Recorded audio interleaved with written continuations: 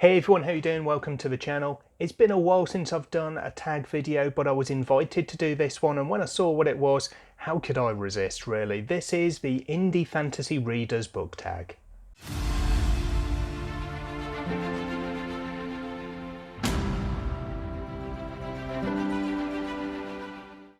The Indie Fantasy Readers book tag was created by my friend Cassidy over at CoverswithCassidy. She wanted a tag to celebrate indie reading and specifically indie fantasy, and of course, as you know, that's a big part of my channel and a big part of my reading philosophy. So as I say, I haven't done a tag video in quite a while. I do find they can get quite repetitive and you end up with similar questions and the same books and authors being given as answers all the time. But this one's a little bit different because it focuses on one of my favourite things, which is indie fantasy. So I'm going to run through the questions quite quickly and I'll leave timestamps down below with the questions so that you can skip back and forth to particular questions that you want to hear the answers to. Some of these were quite difficult for me because I do try in a book tag to keep it to one answer per question, and there are so many great answers I can give to multiple of these questions. So let's see how I get on. So question one is, what got me into reading indie fantasy?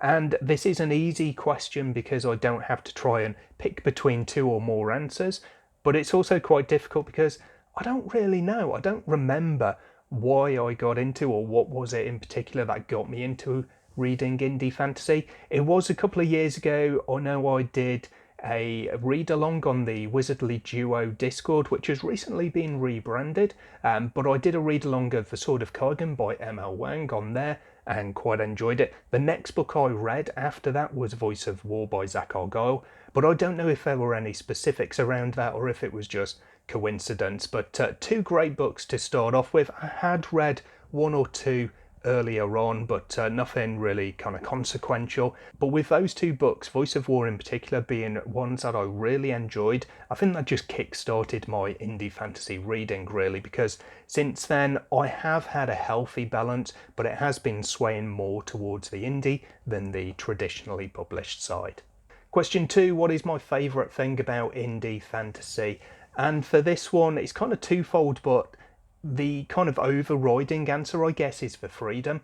Authors are free to do what they want. They don't have to write and publish based on what the market thinks that they want, or in particular agents and publishers think they want. So they can be ahead of the curve, and you'll often find that publishers do start to follow a couple of years later when some indie trend is getting really popular, like lit RPG for instance, where publishers are starting to go out and try to find nice lit RPG franchises, titles, whatever, that they can bring along and get a slice of that pie with. One of the things that definitely helps with self-publishing, to separate that from indie publishing, small publishing houses, is the timeframes involved as well, because you don't have these big long lead times that especially the trad publishers, the big publishers have. So you can get books released quite quickly, especially if they're in a series. That can be a great thing.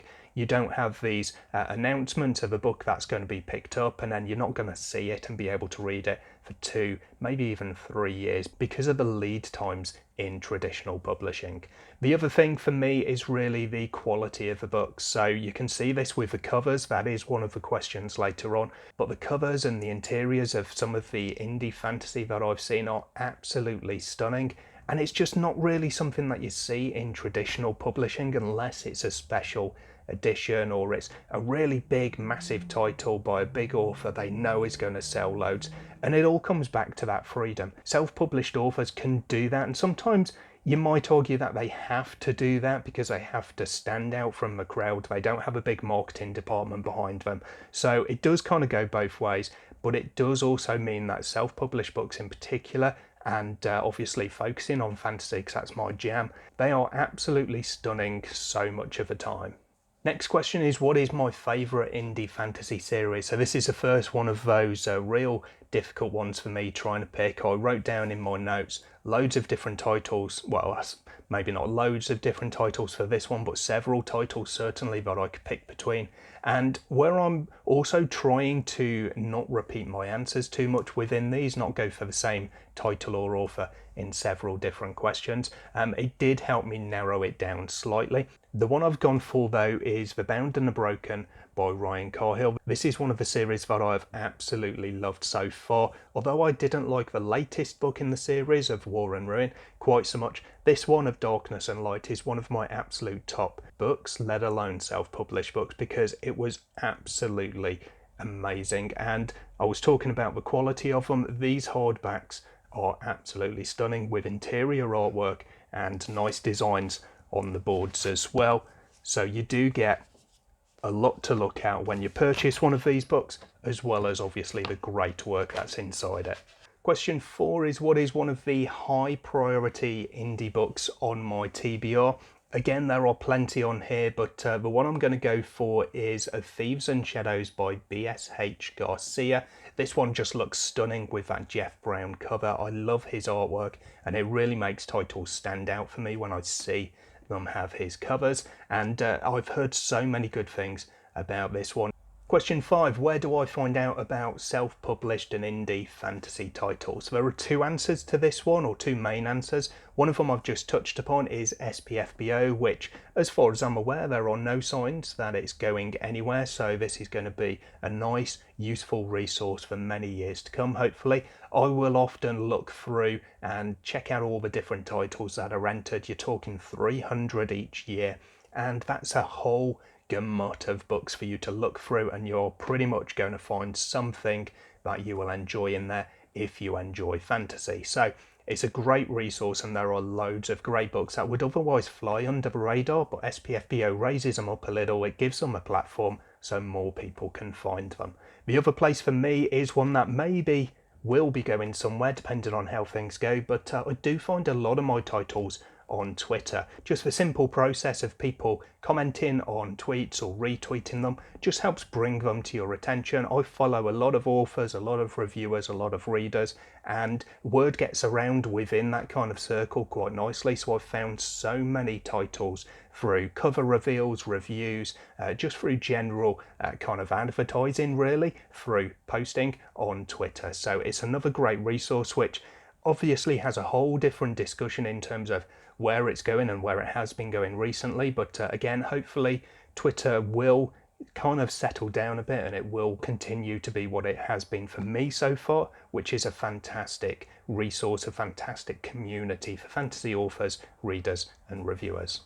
Question 6 is, what is a book that I would recommend to somebody who's just getting into reading indie fantasy? And this is another one that I had a whole list that I could have chosen from, but I went for one which I've kind of covered in another answer or two, but also this was one of the options for my favourite series. I will go for Voice of War by Zach Argyle, book 1 of Threadlight. This is just a really great book. It's a finished series as well, so you don't have upcoming titles kind of hanging over you. It's a great series, all 3 books in here I really enjoyed, but it's just really accessible. A lot of people talk about Mistborn being a great entry point to fantasy, and I feel like this is the self-published equivalent. That's not to say that it is in any way a Mistborn clone, but there are some elements in the writing style, in the storytelling, and also, yes, in the magic system that can be found in here. So it's definitely a good recommendation for anyone, but for someone just getting into fantasy, or specifically indie fantasy as well, it's a high recommendation. Question 7, this one was probably the absolute toughest of all of them for me. What is my favourite indie fantasy cover? So as I mentioned in one of my answers before, covers are one of the things that I really love about indie fantasy, because there is so much freedom, there are so many great artists. Felix Ortiz, Jeff Brown are two that really stand out to me, putting out absolutely stunning artwork pretty much without fail. So there are literally dozens of titles that I could have chosen for this. I started to make a list to try and narrow it down, and it was so difficult. So I decided to narrow it down a different way by just going for one of my favourite recent ones, because it's a great cover that would be right up there regardless, but it's got that extra kind of added element of the recency bias. So this one is Daughter of the Beast by E.C. Greaves. I enjoyed reading this for SPFPO 9, but I love that cover, and it's one of the things that, obviously, as a cover does, really drew me to the title in the first place. This looks great as a set as well. I've got the other 2 books in this series and they look fantastic lined up together, but the artwork is just really stunning. It's really vibrant with those colours. The design of it really stands out in terms of what the book is about, and also it does kind of look a bit different as well, so it stands out from the crowd, which is what you need, obviously, from a cover. Question 8. Do I approach indie reading and reviewing differently to trad reading and reviewing? And this is a really simple answer for me. No, I don't. I pick a book and read a book for enjoyment because I want to have a good time reading it, and I review honestly regardless of what it is I'm reviewing. I would say the only difference actually is I'm just more likely to kind of highlight it if it's an indie title, because it just needs that extra little help sometime, whereas a trad published book, I don't feel that I need to help that one out. It gets enough help from being a trad published book and everything that entails. So the one thing in particular I will do is I will always try to cross post my reviews to Amazon, although I do forget so much of the time, and I'll sometimes end up remembering or being reminded and going through and put in half a dozen or more reviews on at one time. But other than that, I don't do anything different, because regardless of where the book has come from, my enjoyment is what I'm looking for when I'm reading it, and my honesty is what I'm looking for and what my viewers look for when I'm reviewing it. Question 9 is, what is an upcoming indie fantasy release that I'm really looking forward to? And there aren't actually too many of these, because I kind of focus in the here and now. I don't look ahead too much, so I'm looking at all the titles that are already available for me to read, but there are a couple of books that are coming up in the not too distant future that are continuations of series that I'm really enjoying, so that is where I will kind of pay attention. I will go with, well, there are two that I could go with. One is No Safe Haven by James Lloyd Dewlin, which is Malatu Book 2, the follow-up to No Heart for a Thief. I'm actually proofreading this at the moment and enjoying it already, so that's obviously really good, but purely because there isn't a cover that I've seen that I can show off to answer the question, I'm going to go with one that does have a cover already, and that is The Ice by Ryan Cahill. And this one is a novella in the series, because Ryan does tend to alternate between novel and novella. So I do like that. Again, going back to the what I like about indie, you do have that freedom, and it does mean that you can get a novella or a short story while you're waiting for the next book in the series a little bit more often than you would with trad publishing. But this title I'm really looking forward to, because I just want to read more about this world and continue the story and some of the characters that I've started to love. Question 10, what indie author would I want to write the story about me? So the story where I am the protagonist, who would I like to write that? And for this one, I've decided to kind of double up on one of my answers here, but I'm going to go with Zach Argyle, who wrote Threadlight, because I loved Threadlight for the imagination, the magic system, the story, and the characters on the whole.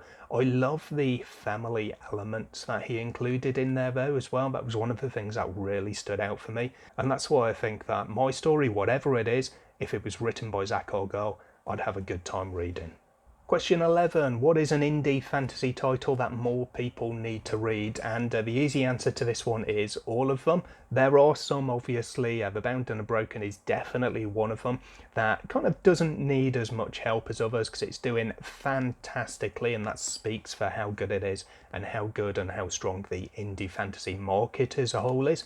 But the one in particular that I'm going to go for that I would love to see more eyes on is The Blood of the Spear by Mark Timoney, book 1 of The Eye of Eternity. I really loved this. It's got one of my favourite kind of themes or elements, which is a classic fantasy feel with a modern writing style. This one I flew through. I love my time reading it, and I'm really looking forward to the sequel whenever that one comes out. And then question 12 is tag people, and a lot of the time I don't actually do this because I'm not sort of overly comfortable doing so, but I am going to tag 3 BookTube friends who I know also love indie fantasy. So Kay from Kay's Hidden Shelf, Patrick from Patrick Ryan, and Andrew from Andrew's Wizardly Reads. I'd love to see your answers, because I know that you've got a great repertoire of indie fantasy in your reading history as well. So that's it. Thank you very much, Cassidy, for creating this tag and inviting me to do it. I hope you liked my answers. I hope you, my viewers, also liked my answers, maybe picked up another book or two. These are all titles, I guess, that I've spoken about several times for some of them on my channel, so maybe there isn't anything new. Maybe next time I'll have to try and really dive down and try and find some gems that I've not really spoken about on the channel, but that is difficult because I do like to showcase and highlight indie fantasy when I come across it, especially, of course, if it's one that I particularly enjoy. Anyway, that's it for today. I hope you enjoyed this video and I hope to see you in the next one sometime soon. Until then, as always, take care of yourselves, read some good books. Bye for now.